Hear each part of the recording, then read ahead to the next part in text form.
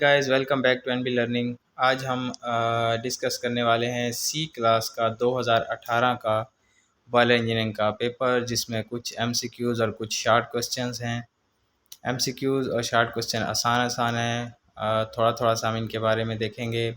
जैसे कि 1 number MCQs है। एक स्टीम डिस्ट्रीब्यूशन सिस्टम में स्टीम ज़ाया होती है स्टीम ट्रैप लीकेज से। जब ये जो होता है ना, हमारा जो स्टीम डिस्ट्रीब्यूशन सिस्टम होता है उसमें स्टीम ट्रैप एक अहम किरदार अदा करते हैं। यानी कि स्टीम ट्रैप का मकसद ये होता है कि जो हमारी स्टीम की लाइनें होती हैं उनमें उसने कंडेंसेट को रिमूव करना होता है,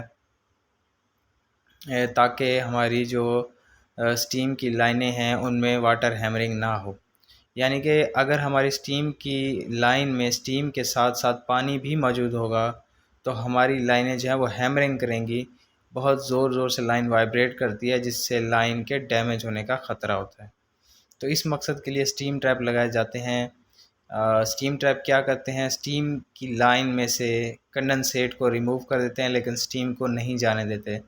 लेकिन वक्त के साथ साथ जब हमारा स्टीम टैप ख़राब होता है तो वो कंडेंसेट के साथ साथ हमारी स्टीम को भी ज़ाया करना शुरू हो जाता है। यानी कि वो जैसे ही कंडेंसेट निकालता है तो साथ में स्टीम भी निकालना शुरू हो जाता है, या मुस्तकिल तौर पर उसमें से स्टीम निकलती रहती है, जिसकी वजह से हमारी स्टीम का बहुत ज़्यादा नुकसान होता है। हमारी कीमती स्टीम जो है वो ज़ाया हो जाती है। अगर तेल की ओरिजिनल कीमत $1 हो और इसमें 4% जो है वो इजाफ़ा हो तो नई कीमत क्या होगी? ये 4% है या 4% है। तो तो एक का $1.04 का जो 4% बनता है वो बनता है 0.41। वो इसमें आप इसको ऐड कर देंगे तो इसकी नई कीमत आ जाएगी 1.41। और 3 नंबर पे है ऐसा बॉयलर जिसकी ट्यूबों के अंदर गर्म गैसें और बाहर पानी हो, वो कहलाता है फायर ट्यूब बॉयलर। इसमें दो किस्म के बॉयलर होते हैं, फायर ट्यूब और वाटर ट्यूब। अगर ट्यूबों के अंदर जो है वो आपकी फायर हो और बाहर पानी हो तो उसको फायर ट्यूब, और अगर ट्यूबों में पानी हो और बाहर फायर हो तो उसको कहते हैं वाटर ट्यूब। तो इसी तरह और भी आसान आसान से एमसीक्यूज़ हैं। अगर इसको हम 1 बाय 1 डिस्कस करेंगे तो ये बहुत लेंथी वीडियो हो जाएगी। तो चलें देखते हैं। फ़िलहाल ऐसी कौन सी वजह है जिसमें बॉयलर फर्नेस एक्सप्लोजन नहीं होता? लो फ्यूल प्रेशर पे। यानी कि अगर आपका फ्यूल का प्रेशर कम होगा तो उसमें बॉयलर एक्सप्लोजन के चांसेस कम होंगे, क्योंकि आपका जो है उसमें एक्सप्लोजन होने के चांसेस कम हो जाते हैं, क्योंकि फ्यूल कम हो जाता है। ज़ाहिर बात है, जब प्रेशर कम हो तो एयर फ्यूल रेशो में आपका फ्यूल भी कम होगा। तो वैल्यूड किसका हिस्सा होता है? वैल्यूड जो है वो सेंट्रीफ्यूगल पंप का हिस्सा होता है। सेंट्रीफ्यूगल पंप की जो बॉडी होती है या उसकी जो केसिंग होती है उसको हम वैल्यूड कहते हैं। उसके अलावा प्रेशर गेज के डायल पर प्रेशर की रेंज होनी चाहिए 1.5 से 2 गुना ऑफ वर्किंग प्रेशर। यानी कि वर्किंग प्रेशर का जितना भी हो 1.5 से 2 गुना उस पर होनी चाहिए। कंपाउंड प्रेशर गेज जो है पर कुरा फ़िज़ाई से कम प्रेशर नापने के लिए इस्तेमाल किया जाता है इंचेस ऑफ मरकरी। ये यूनिट है प्रेशर का जो कि इस्तेमाल होता है प्रेशर को मेज़र करने के लिए, एटमॉस्फेरिक प्रेशर को। हाइड्रोलिक टेस्ट के दौरान ज़्यादा से ज़्यादा आप कितना वर्किंग प्रेशर दे सकते हैं? 150%, यानी कि 1.5 टाइम्स। और बॉयलर की ट्यूबों को तब्दील करते वक्त एनीलिंग की जाती है। एनीलिंग एक प्रोसेस है जिसमें बॉयलर की ट्यूबों को बहुत ज़्यादा गर्म किया जाता है और फिर उससे जो है उनको फिट किया जाता है। आगे हम देख लेंगे एमसीक्यूज़ नंबर 10। फ्लू गैसेस में कार्बन मोनोऑक्साइड। अगर आपकी फ्लू गैसेस में कार्बन मोनोऑक्साइड ज़्यादा होगी तो इसका मतलब आपकी जो कंबस्शन है वो इनकम्प्लीट कंबस्शन है। आपका धुआं जो है वो बॉयलर काला धुआं मारेगा, जिससे हमारी जो है बहुत ही थर्मल एफिशिएंसी बहुत ही ज़्यादा डाउन हो जाएगी। गोल्ड टैंक का हुजम मालूम करने का फार्मूला आप देख सकते हैं। डाया कुतर मल्टीप्लाई बाय कुतर multiply by pi multiply by लंबाई। पानी के बॉयलर में पानी के लेवल को कंट्रोल करने के लिए इस्तेमाल होता है मूबरी। मूबरी एक जो है वो एक इंस्ट्रूमेंट है जो कि लेवल कंट्रोल करने के लिए इस्तेमाल होता है। इसको आप नेट पे जाकर सर्च कर सकते हैं, देख सकते हैं गूगल पे। ट्यूबों को एक्सपेंडिंग करने से ट्यूबों को एक्सपेंडिंग करने से बॉयलर का प्रेशर बढ़ जाता है। ट्यूबों को जब आप एक्सपेंडिंग करते हैं तो ट्यूब की लेंथ बढ़ जाती है, जिससे क्या होता है उसका जो है बॉयलर का प्रेशर भी बढ़ जाता है। उसके अलावा स्टीम अकोमोलेशन टेस्ट जो है वो फुल लोड पर चलते हुए बॉयलर का किया जाता है।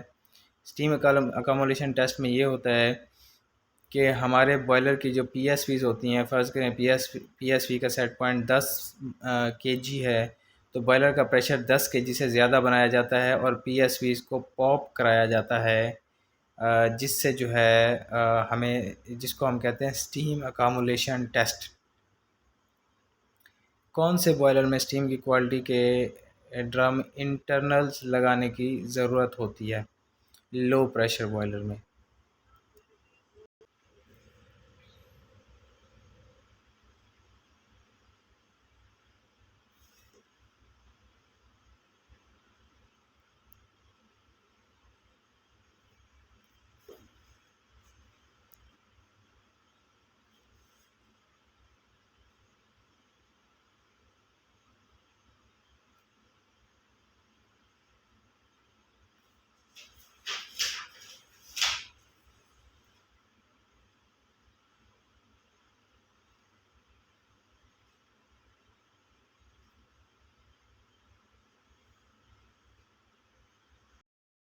अच्छा जी, एमसीक्यूज़ आप खुद देख लीजिएगा क्योंकि एमसीक्यूज़ बहुत आसान है।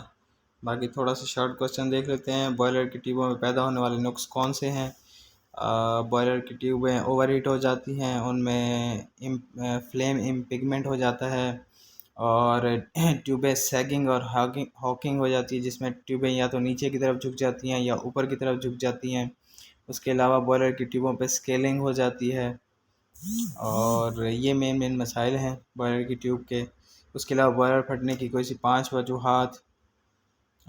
उसमें आपका जो है आपने अगर बॉयलर को ओवर प्रेशर चलाया और आपकी सेफ्टी डिवाइस यानी कि पीएसवीज पॉप नहीं हुई तो आपका बॉयलर फट सकता है।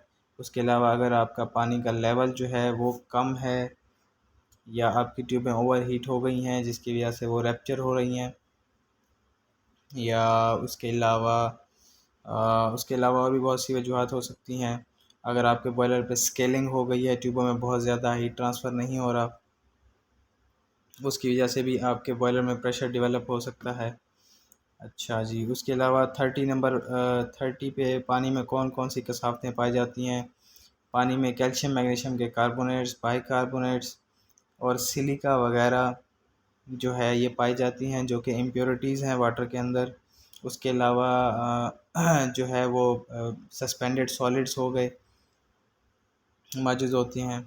बॉयलर बनाने के लिए कौन से ग्रेड की ट्यूबें और प्लेटें इस्तेमाल होती हैं? इसमें ज़्यादातर दो ग्रेड इस्तेमाल होते हैं, SA 106 और SA 506। बाकी ये कुछ एमसीक्यूज़ हैं जो कि आप देख सकते हैं। किसी कंबशन सिस्टम में कोयला बेहतर रिजल्ट देता है फ्लूइडाइज्ड बेड में, और बैफल्स के दरमियान वाटर ट्यूब लीक होने की वजह नामुनासिब एक्सपेंशन कंस्ट्रक्शन। ठीक है जी।